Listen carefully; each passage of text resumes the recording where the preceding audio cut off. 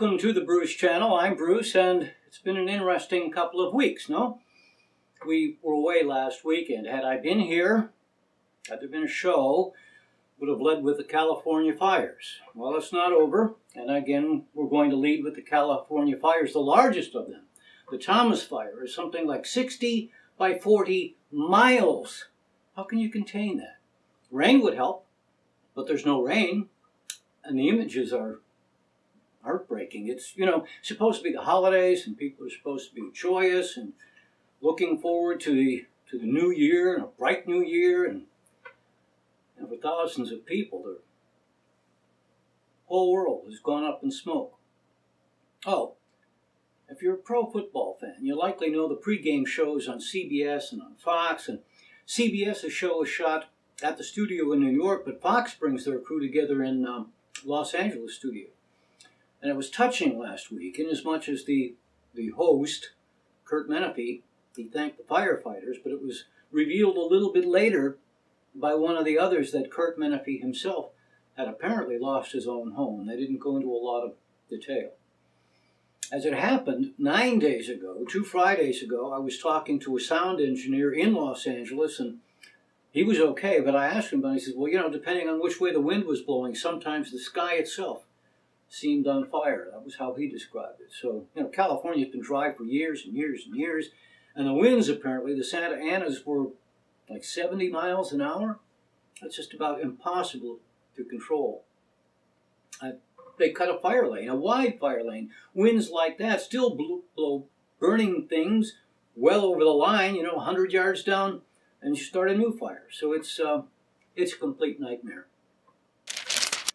So Roy Moore, fruit salad. Roy Moore lost in his attempt to become U.S. Senator from Alabama and bring his radical religious agenda under the dome. And I say radical religion.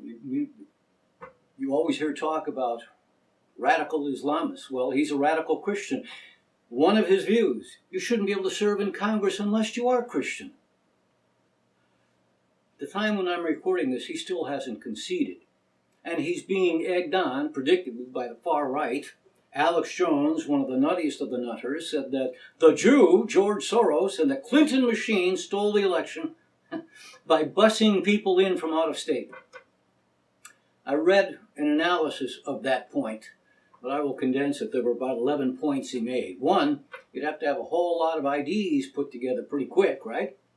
So the claim is that he had them bust in. Moore would have won, he said, if they hadn't been bust in. Maybe by 20,000 votes, which is about the number that Doug Jones won by. So if you're thinking that way, you'd have to have enough people to cover Moore's winning margin, and then another, that's 40,000 people, right? All right, so you'd have to bus in 40,000 people. A bus holds at the most about 50 people. So it's 2 buses per 100. 40,000 people is 400. That means 800 buses. Someone would have had to rent 800 buses, hire 800 bus drivers, and have no one notice. All right, on our last show, I opined that Time Magazine's Person of the Year might very well be the Me Too movement. It was. Well, they didn't call it that, but that's what happened. Collectively, they were called the Silence Breakers. And of course, all of that's still going on. Al Franken has resigned from the Senate. A Texas congressman has resigned. Another one has said he's not going to run again. A state legislator in Kentucky killed himself. More accusations have come in against Dustin Hoffman, some very well-known chef. I guess he's well-known. I didn't know who he was, but he is said to have been forced to leave his cooking empire.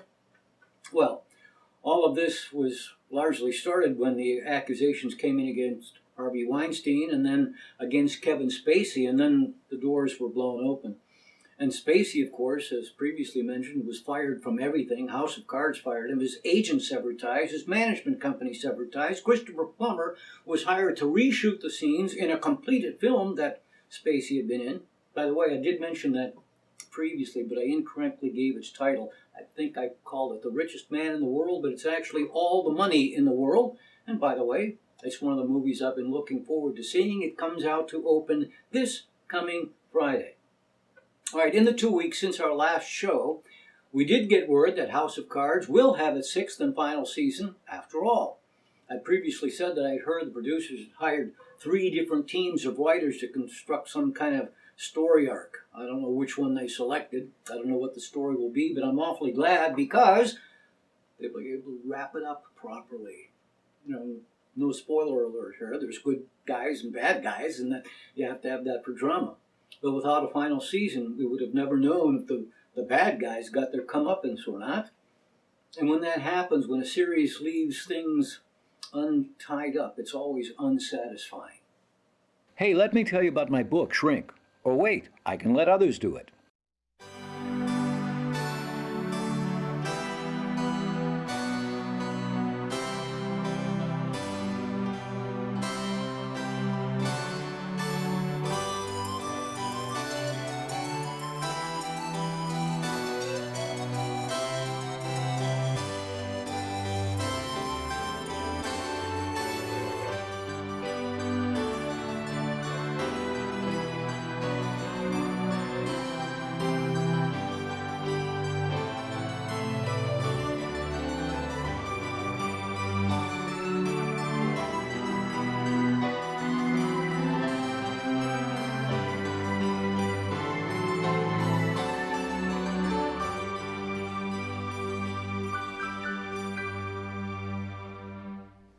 So, welcome back. Remember, you can watch all of our previous shows at our Facebook page or at tinyurl.com/Bruce Channel, and you can write to us at thebrucechannel@yahoo.com.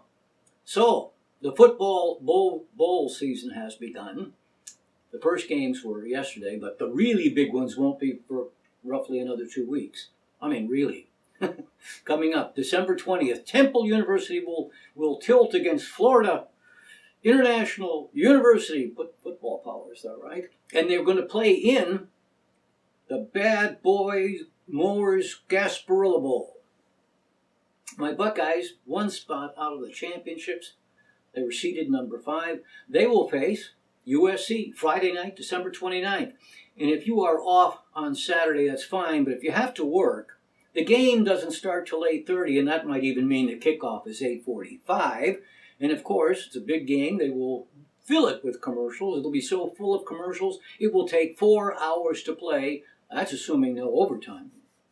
It's really unfair to people in the East, but nobody cares. They're going to make money. Speaking of football, did you see the game last week? The Indianapolis Colts traveled to Buffalo to face the Bills. Wow, take a look.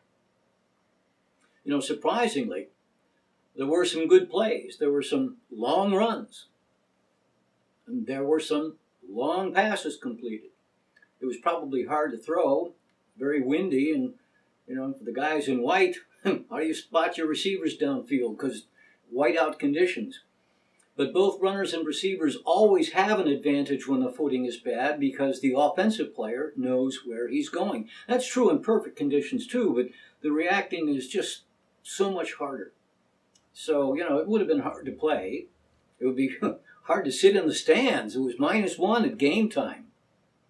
But the Bills fans who did watch the game, they were rewarded for their hardiness. And then after it was all over, they're all kids at heart.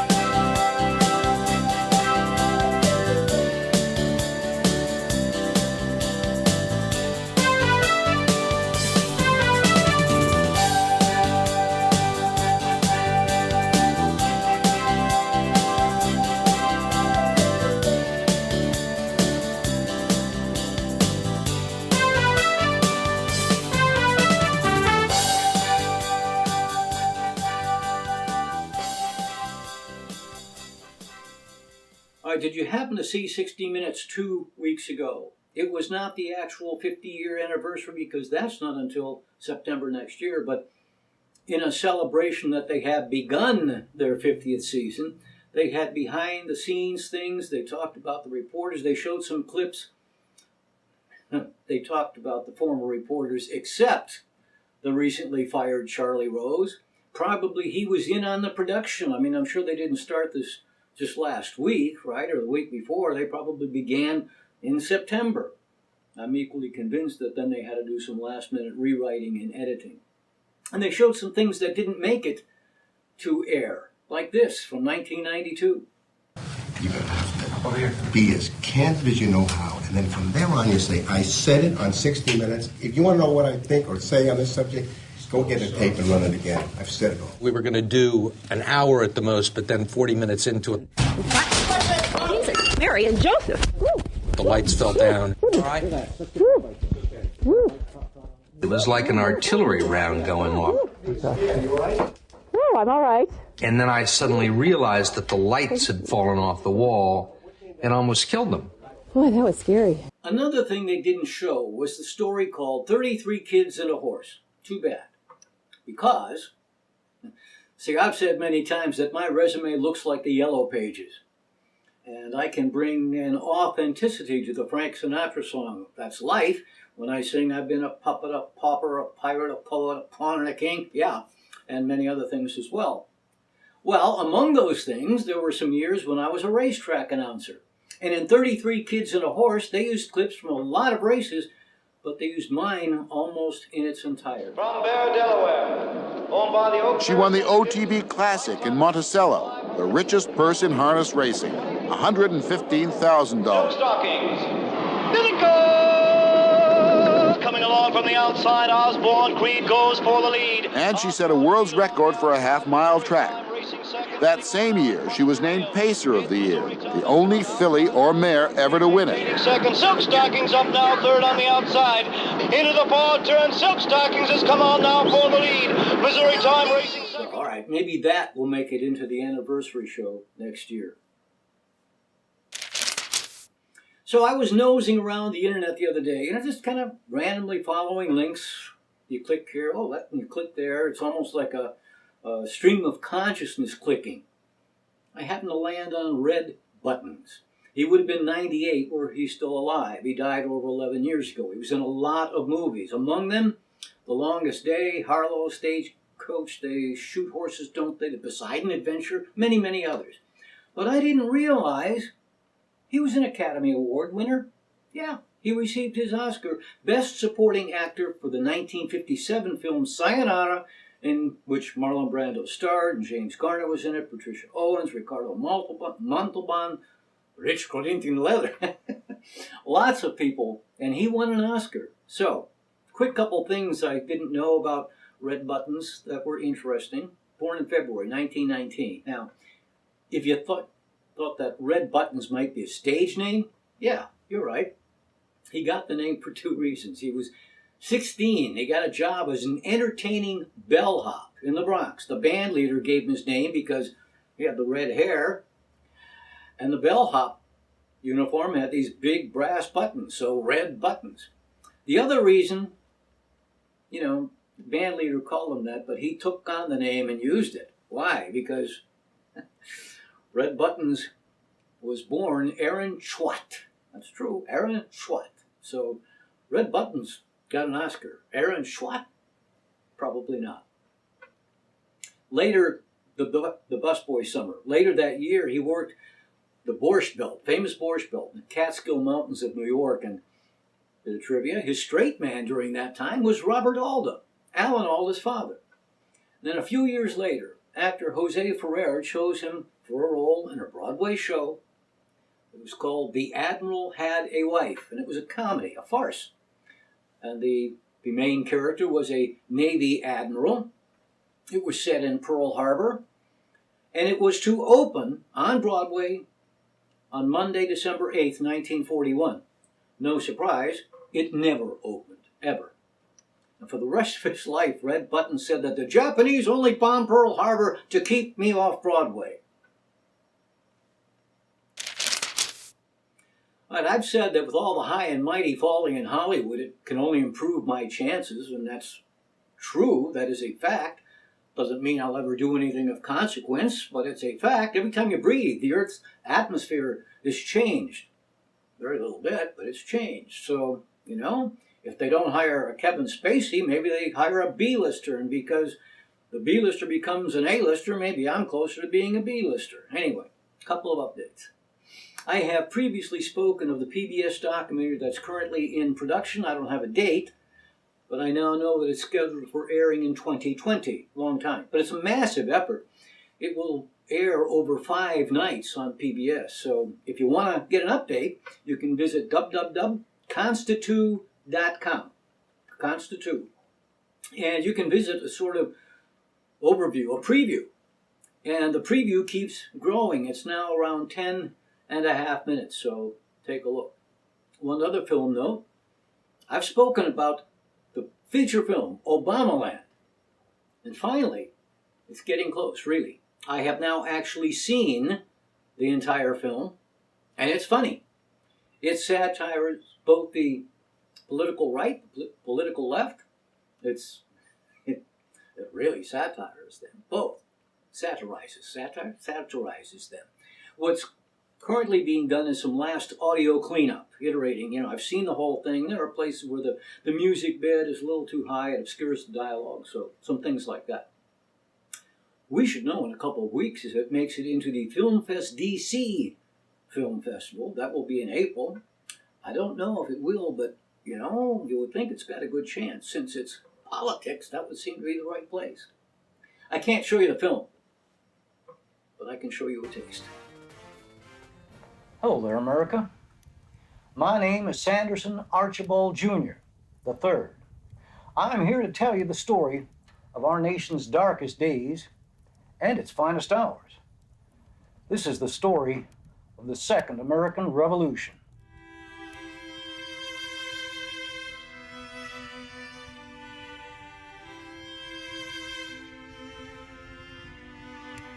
It was the year 2016.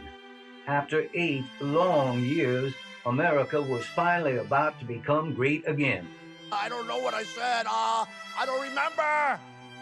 They're bringing drugs, they're bringing crime, they're rapists, and some, I assume, are good people.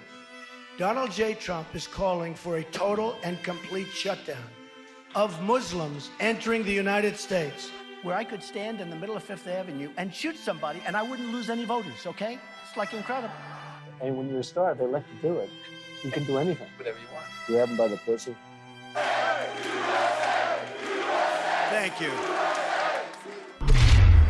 But the greatness was never to be. For Barack Hussein Obama, a Kenyan-born socialist, ISIS-loving, homosexual sympathizing Muslim liberal elite would once again cover America under a cloak of blackness. I actually think I'm a pretty good president. I think if I ran, I could win. President Obama is secretly plotting to run for a 3rd term. Barack Obama's 3rd term. Can the president suspend election law? In a shocking tragedy, Donald J. Trump has fallen from the penthouse of the eponymous Trump Tower. Vice President-elect Mike Pence and House Speaker Paul Ryan also fell in what will go down as the worst luncheon-related tragedy in history. Many Trump supporters suspect the White House of foul play. I, Barack Hussein Obama, do solemnly swear that I will faithfully execute the office of President of the United States.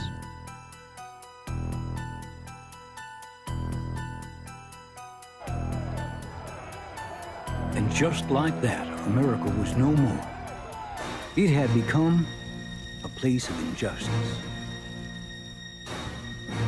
a place of tyranny. It had become a place called Obamaland. Obamaland, Obamaland, Obamaland, Obamaland. So, cross your fingers. Also about movies, not any that I am involved with it, but some recommendations. 2 that I've recently seen. They're very different from each other, but pretty powerful, really.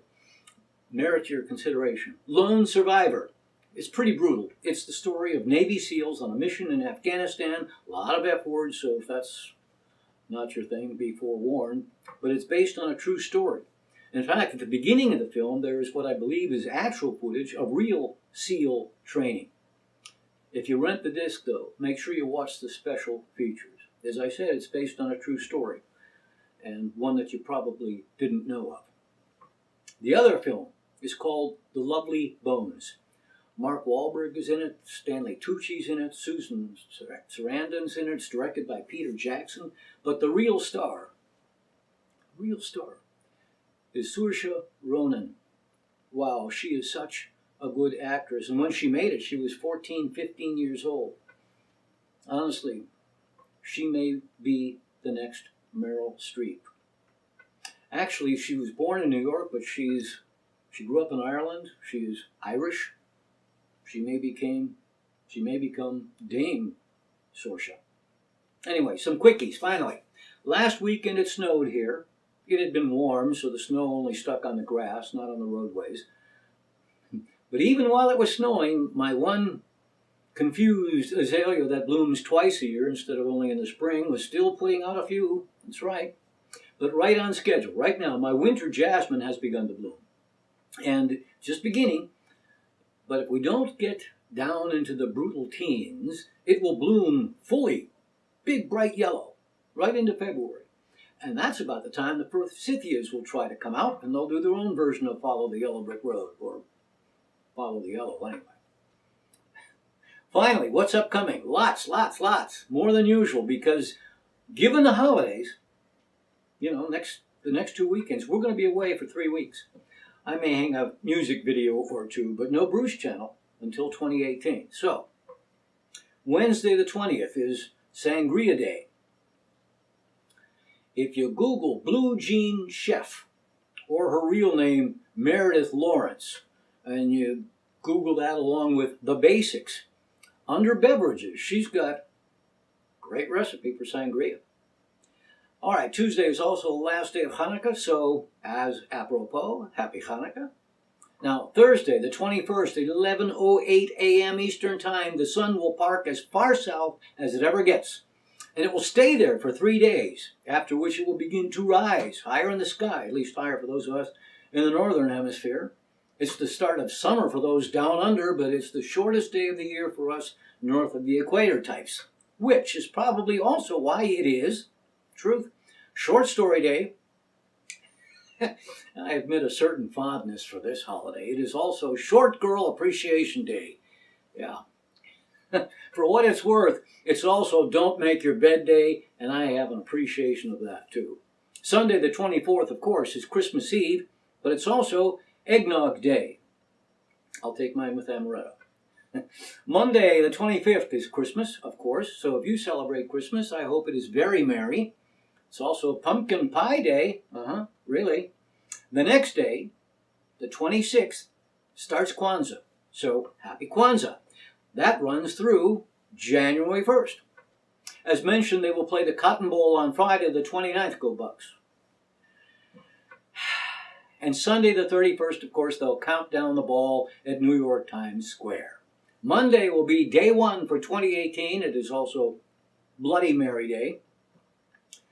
Thursday the 4th is Hypnotism Day. I have no idea why that comes up then. Maybe that's when the first hypnotist was born. Anyway, Friday the 5th, Whipped Cream Day.